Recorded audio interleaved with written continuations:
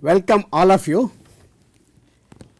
Last couple of classes we were discussing more about fundamentals of NMR, the concepts which are responsible we have to understand so that we can get NMR spectrum.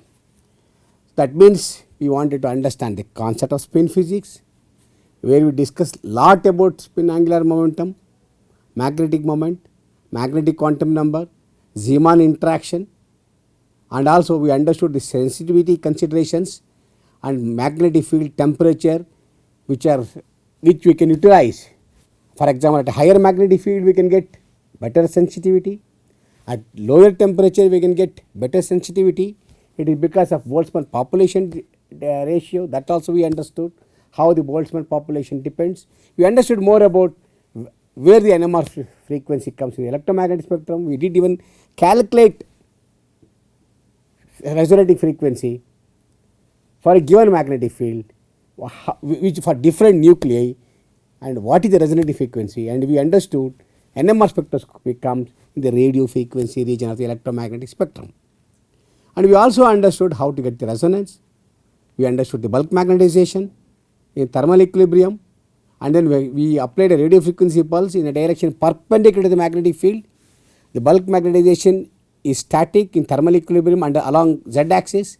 When you apply a radio frequency pulse in a direction perpendicular to it, we created non-equilibrium situation and tilted the magnetization to xy plane, and instantaneously there is a phase coherence, and as time passes there is a decoherence, and then spins will undergo decoherence, and then at the same time start growing along the z axis, while inducing EMF in the receiver coil, which we detect as a function of time, which is called free induction decay. We knew the time domain signal can be converted into frequency domain by doing a mathematical operation called Fourier transformation, and after that you can get the frequency domain spectrum. And for getting the spectrum we also understood what are the selection rules. We knew that changing the magnetic quantum number between any two states, spin states, by either +1 or -1 are allowed transitions as per the selection rules.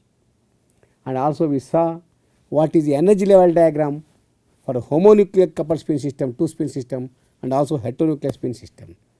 So with that we got some basic idea about some of the important information or concepts that are required to understand NMR spectroscopy.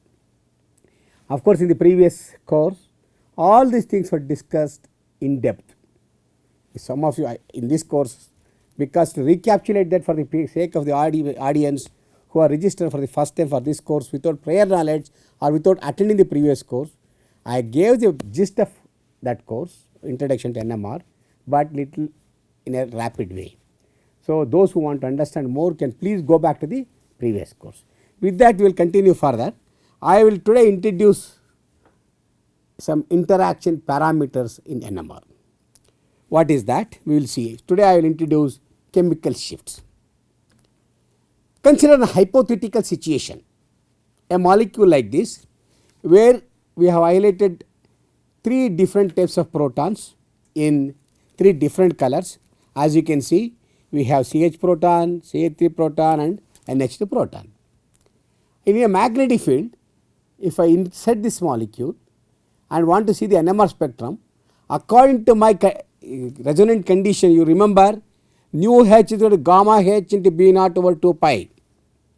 Here gamma is constant for a given nucleus, that is for proton. If I am going to detect whether it is NH2 protons or CH3 proton or CH proton, gamma is same.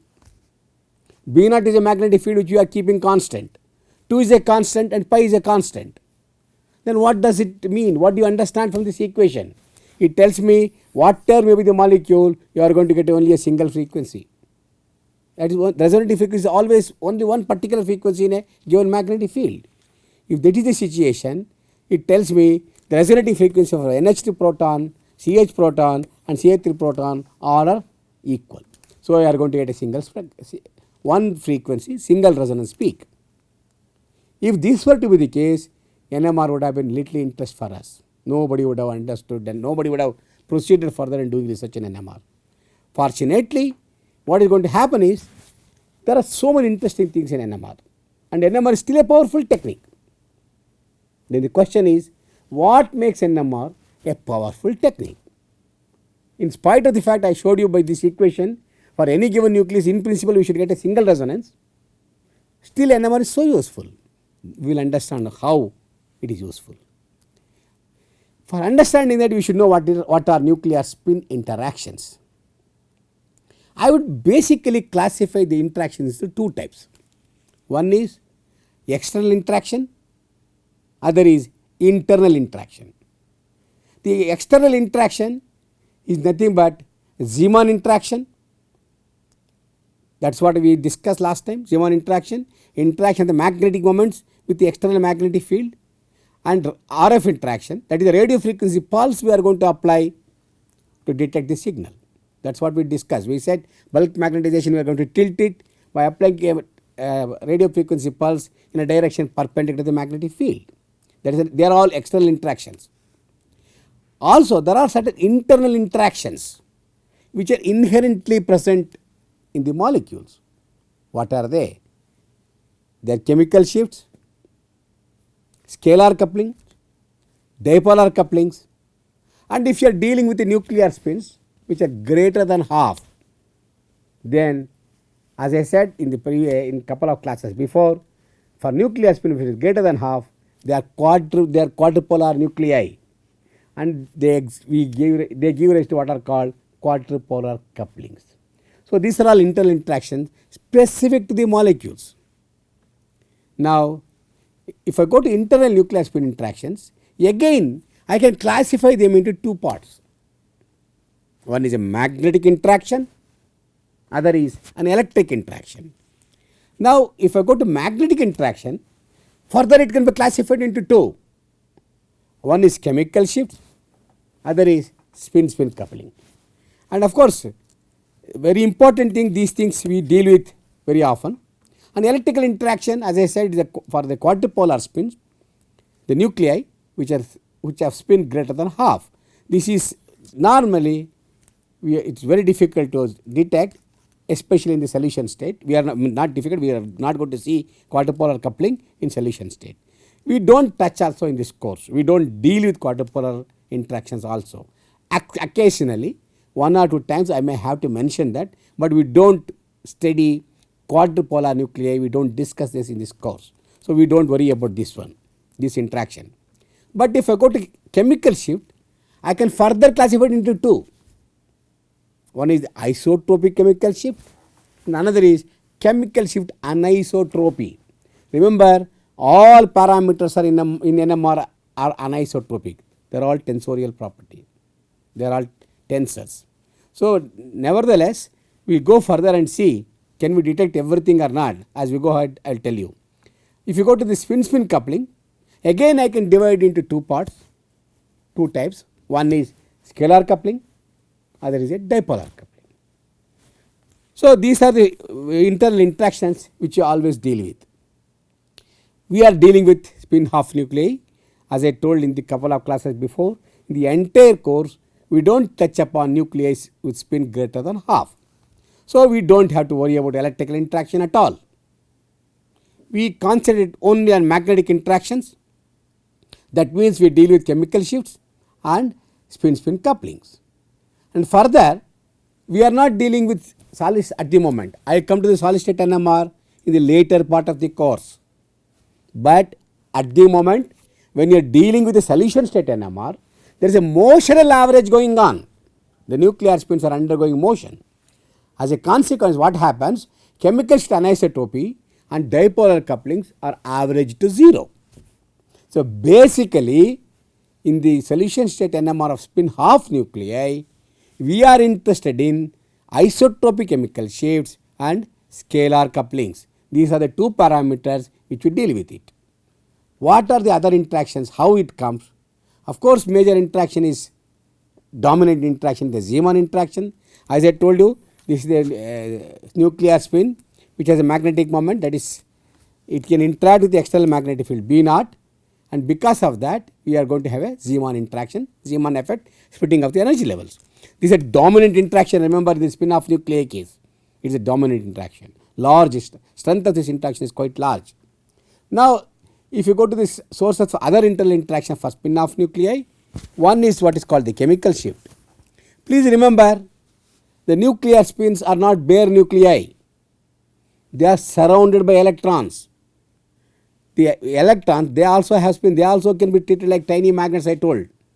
So the electron is charge distribution at the site of nucleus has some effect. Because of the charge distribution at the site of the nucleus, we get certain interesting phenomenon which is called chemical shift. We will discuss this today. And another is indirect or dipolar interaction, indirect dipole coupling or scalar coupling. It is also called as J coupling. This is happening, this arises because of interaction of the two nuclear spins mediated through a covalent bond. What happens is, you can consider a molecule, let us say two atoms are there, they are bound by covalent bond. The nucleus of one of them interacts with the electrons surrounding it. These electrons will interact with the other electrons surrounding the neighboring atom, that in turn interacts with the nuclear spin. This is a type of interaction where the magnetization or the polarization gets transferred from one nuclear spin to other nuclear spins mediated through covalent bond. This is called scalar coupling or J coupling. And also we have what is called the dipolar coupling. This is an interaction of the two nuclear spins through space. For this, there is no need of a covalent bond.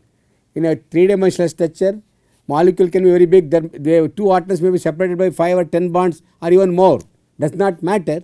In a three-dimensional structure, it so happens if the two atoms or the two nuclear spins come close by in space. Spatial proximity is very important condition for this. When they come close in space, each two nuclear spins are like dipoles. It is like bringing two magnets close to each other. Then what happens? There is an interaction. This is a through space interaction, not through bond. Through space interaction, this is called a dipolar interaction, dipolar coupling. So this is another parameter. All these parameters can get reflected in the NMR spectrum, but in the solution state, as I said, this dipolar coupling will not be seen. It is seen only in the solids or partially ordered systems, which we will try to discuss in the later part of this course.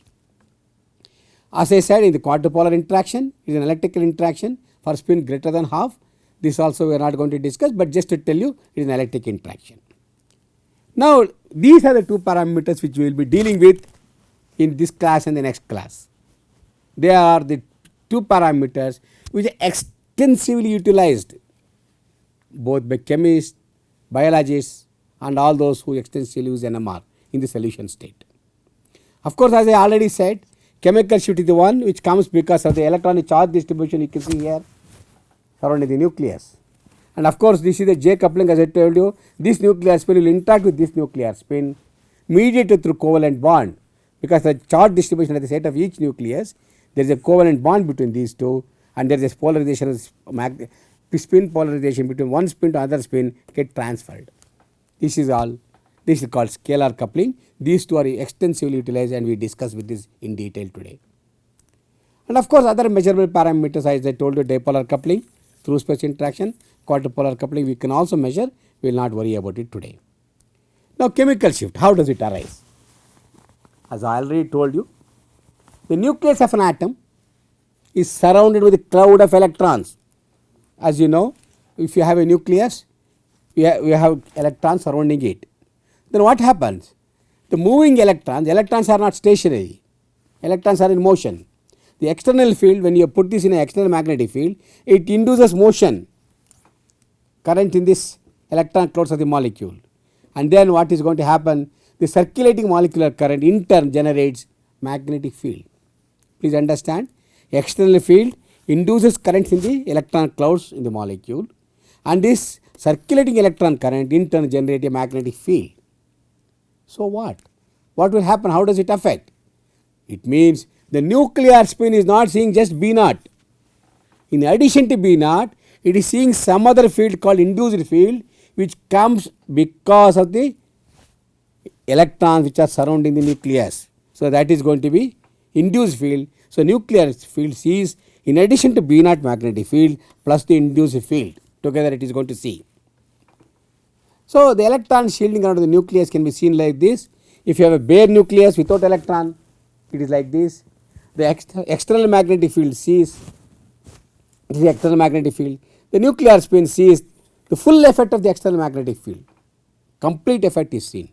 Whereas, if you have electron density surrounding it like this, then this electron density partially shields this. See this magnetic field, for example, I have a B naught here. B naught is not directly seen by this nucleus, it is shielded by something, the local field because of the electronic motion. So, electron density partially shields the nucleus. So, B naught field shields in addition to B naught some B local field also, and the induced field here reduces the field experienced by this nuclear spin, and we say the nuclear spins, the electrons are the ones which are going to shield the nucleus, or we say nuclear spins are shielded by this electron density. Okay. So, we can calculate what is the B local field. B local field is the main magnetic field minus the induced local field, that is the field which is generated locally because of this circulating electrons. The induced field generated by electrons always opposes the main magnetic field. This is the basic theorem in physics which you all should know. In primary school or high school you would have studied by Lenz's law.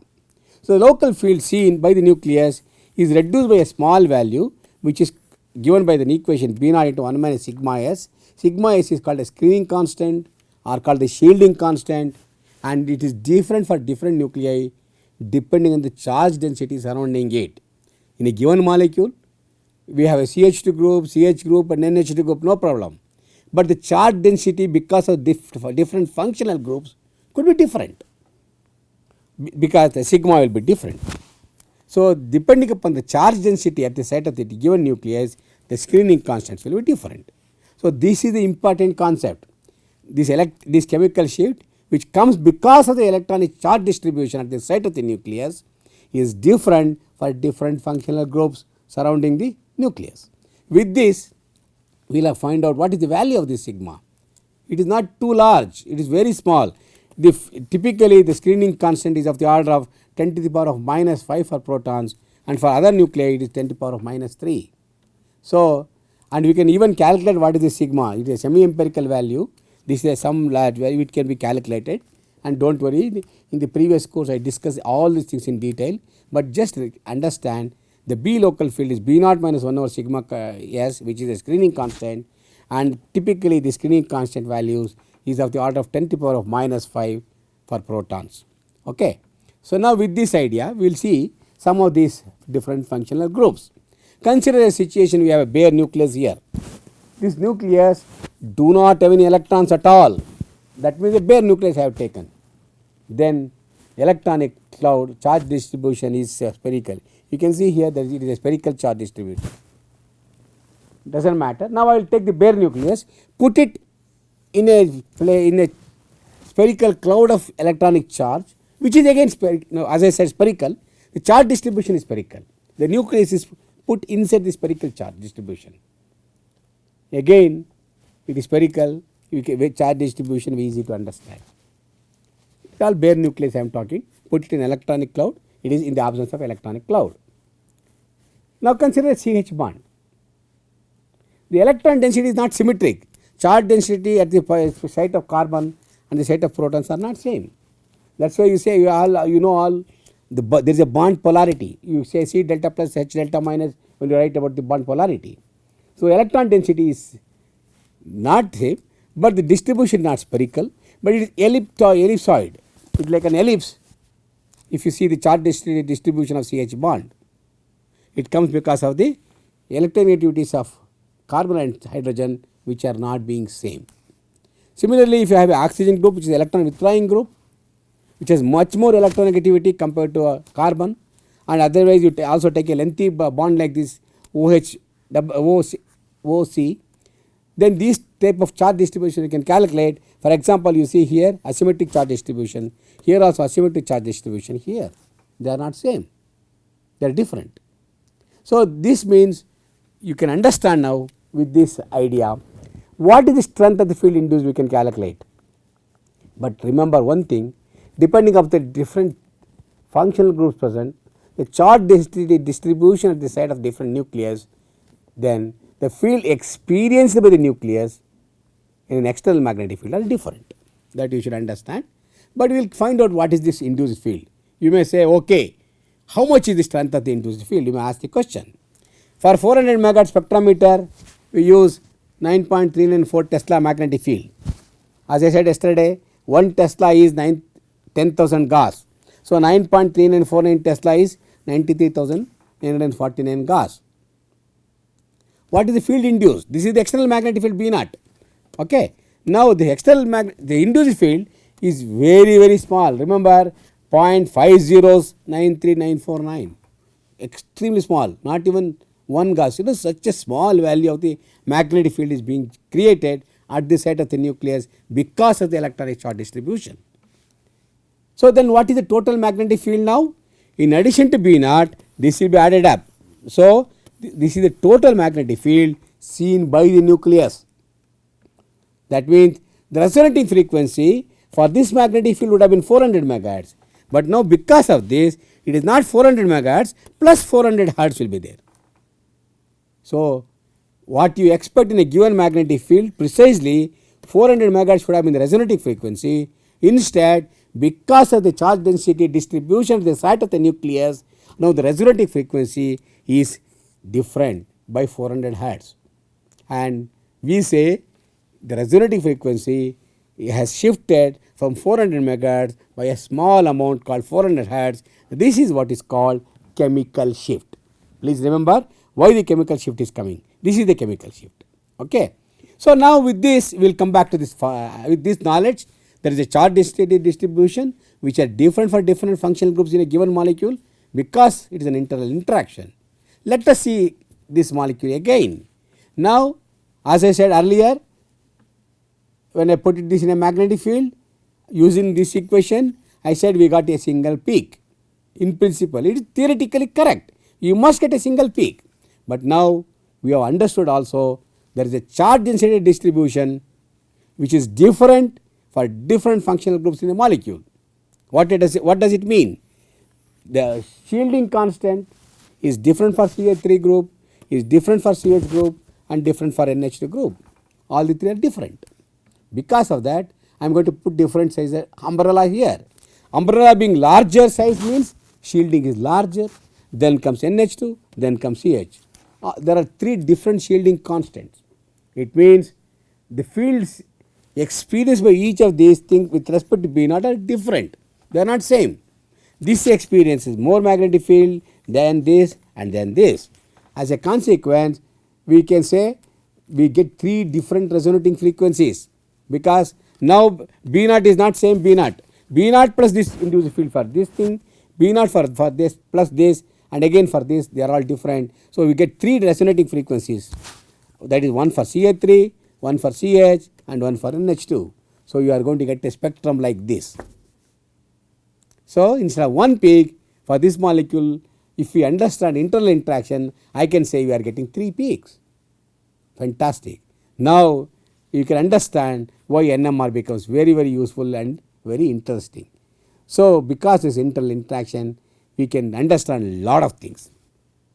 So, please understand one more important point: nuclear spins do not get involved in the chemical reaction, but just now we understood you can give information about the chemistry of the molecule, about charge distribution you can understand. You can understand about, once you know the charge distribution, you can understand the structure of the molecule, you can get the conformation of the molecules. So, as a consequence, you can get chemistry of the molecule by using these things. Okay. So, now all the measurable parameters from NMR spectrum are anisotropic. For example, I said chemical shift, spin-spin coupling, dipolar coupling and quadrupolar coupling all are anisotropic, they are orientation dependent. So, then how different electron densities affect these chemical shifts? We can find out one more thing. Consider this methane group. You know what is a methane group? It is a CH group. Electron density due to single proton, there is only one proton. I will put some figure like this, charge density distribution.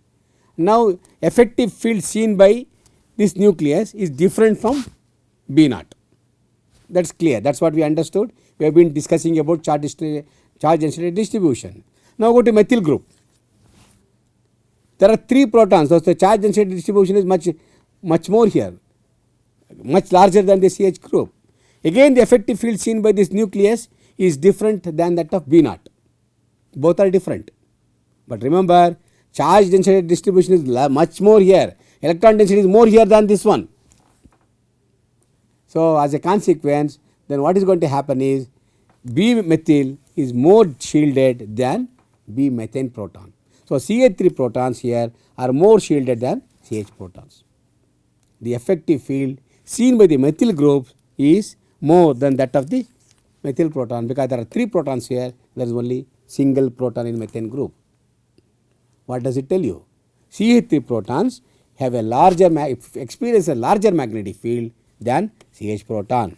It means CH3 has a more resonating frequency, comes at higher field than CH proton. So that's what happens. CH3 comes at higher field, resonates at higher field than CH proton. So shielding also depends upon varieties of equivalent groups present. Now for example, if I take CH proton, I took the example of CH and CH3. What happens if I take CH2? Now 1 proton, 2 proton and 3 protons, exactly if you in principle if you the electron charge density distribution here is much more, this is less than this is even less than this, we get 3 different peaks. CH3 comes at high field, then CH2, then CH. And remember, this is always in the right side of my spectrum. From my side, right side, it is high field. From my low side, left side, it is called low field. So as you go from left to right, magnetic field is increasing. So CH3 comes at high field, CH2 comes less than this but higher field than CH, and CH comes lower than the CH2. Okay. And it also depends upon varieties of functional groups. For example, OH group, hydroxy, methoxy, OCH3 and methyl 3. If you take 3 different groups, they all will come at 3 different positions. Again CH3 comes at a high field, OH comes at low field, and then OCH3. So that what I am trying to say is different functional groups present in the molecule has different resonating frequencies because of charge density distribution. So now I will introduce a term called chemical equivalence. It is very, very important to understand the NMR spectrum. So far I was talking about the chemical shifts. That also depends upon some term called chemical equivalence, and the number of peaks what you are going to see largely depends upon the symmetry of the molecule. So with this we will understand what is chemical equivalence. Consider a molecule like this, we will come to that. Let us say all the nuclei, because of the symmetry operation they are interchangeable. Let us say molecule has a CTV symmetry. There are 2 protons which are equivalent, and then they have a same chemical shift. If they are interchangeable symmetry operation, they are called isochronous nuclei. They have a similar or not similar, identical chemical shifts. They cannot be distinguished by different chemical shifts. Now then question is, how many peaks you are going to get in the NMR spectrum? If a molecule has, let us say, 10 protons, all the 10 are 10 different functional groups, let us say. All these 10 functional groups are entirely different. Then you get 10 different groups of peaks. You understand? 10 different groups of peaks. What it means is each chemically inequivalent nuclei or inequivalent group of nuclei give distinct peaks in NMR spectrum. So if I have 4 different functional groups, I get 4 different types of groups of peaks. If I have 3, I get 3 different groups of peaks. On the other hand, if there is chemically equivalent, the number of peaks which are going to be seen in the spectrum drastically reduces.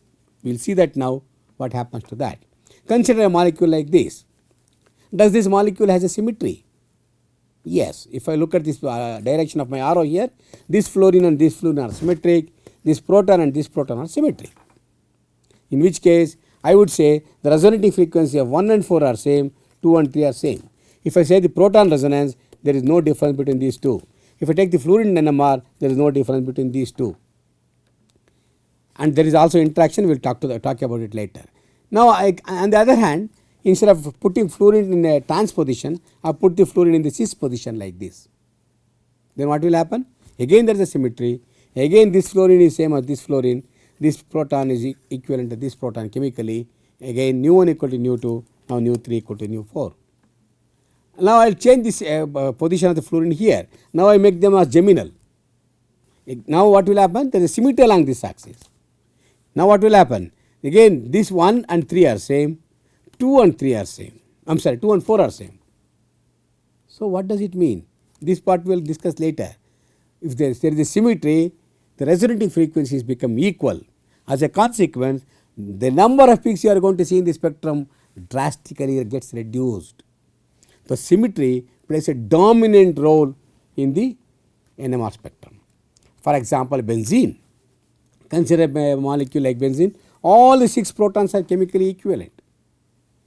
In principle, you will get only a single peak. Look at acetone. I am going to put a symmetry axis here. That means this CA3 and this CA3 are equivalent. You are going to get only one peak for CA3. And similarly, you can see here, there is no symmetry here, you get only for CA3 group. This is cyclohexane. All 12 protons here are chemically equivalent. They give rise to single peak. Like this, you can talk more about symmetry. Look at this one. There is symmetry axis along this. This CA3 and this CA3 are same. All these 4 protons are identical. They are chemically equivalent. So you get 2 peaks, one for 2 CA3 groups and one for 4 proton groups. Okay. So we can talk about it like this. But now, how do you know when there is a symmetry or there is equivalent protons, but they are coming at the same frequency? Simple example, look at this ethyl alcohol. Ethyl alcohol, this is CA3, this is CH2 and OH. And you see there is a multiplicity here, do not worry, we will discuss when we come to the scalar coupling. You can look at there are peaks here, this intensity together is 3 I will put, there are 4 peaks here, intensity together I will put it as 2 and this is 1. The intensity ratio goes to 1:2:3. What does it mean? Remember there is only 1 proton here, there are 2 protons here and 3 protons here. It means the intensity of the peaks or the integral area of the peak tells you how many protons are present in that group. So it is a proton count, integral intensity is a proton count. I can see like this, for example, look at this molecule. For example, I get 2 peaks here. In the aliphatic region, in this region what we are going to get is generally CA3 group. So this is CA3 and all the 4 protons are equivalent, there is symmetry along this axis, along this axis. That means intensity ratio if you consider it is 4:6 or 2:3. It means I can immediately say this peak corresponds to the benzene protons and this peak corresponds to 2 CA3 groups. Similarly, you can talk about it for varieties of molecules. This intensity ratio is 2:6, 2 correspond to the CH2 group and 6 intensity correspond to the 2 CA3 groups. Like this 3:3 here, 1:1 ratio, 3:3 ratio. So simply remember the integral intensity of the peaks gives you the proton count in a different molecule. In each molecule, if you take the NMR spectrum, look at this one, 1, 2, 3, 6 is the intensity ratio. There is a 1 proton with the CH proton here or some OH proton here, then CH2 here and there are 3 different CA3s here. But you take the NMR spectrum, take the integral intensity ratio, you will find out it is 1:2:3:6. So this is how you understand this thing. And remember, always when we measure the chemical shift with respect to for any spectrum, for any nuclei, whether proton, carbon or silicon, any nuclei you take, we always need a reference. And for proton, carbon and silicon, we use tetramethylsilane as the reference because tetramethylsilane has carbon, proton and silicon. All the protons, CA3, 4 protons of CA3 have identical charge distribution. All the 3 methyl groups are chemically equivalent and all the 12 protons are highly shielded and gives it a single peak in the high field region. That is why, and also it is inert and do not react with any of your molecules as and highly volatile. That is why TM is used as a reference for proton spectrum. Since it contains silicon and carbon, we also use this for silicon as an NMR and carbon NMR. So for different nuclei, we have different types of resonances which you can find out from any of the books. And for example, if I want to see tin, we use tetramethyl tin, tetramethyl lead for lead NMR and ammonium chloride for nitrogen 15 and CCl4 for 19 FNMR like this. So we can talk more about these things about, and now next part is we have to talk about chemical shift. This is the reference. Using this reference you measure the resonating frequency of different functional groups or different protons present in the molecule. So what you are going to understand, how do you measure it? This we will discuss. This is called chemical shift. How do you measure the chemical shift? What is the reference? What is the, how you define this will come in the next class. But today you have understood something about the basics of chemical shift. What is a chemical shift? Why does it come? And what will happen to the chemical shift? There is a symmetry of the molecule. And what is the reference which we are using for different nuclei? And how different charge density distributions gives rise to different resonating frequencies. So this is what we have understood. In the next class, we will talk more about how do you measure this chemical shift, how different functional groups affect, and lot about chemical shift we can discuss subsequently. I will stop today. Thank you.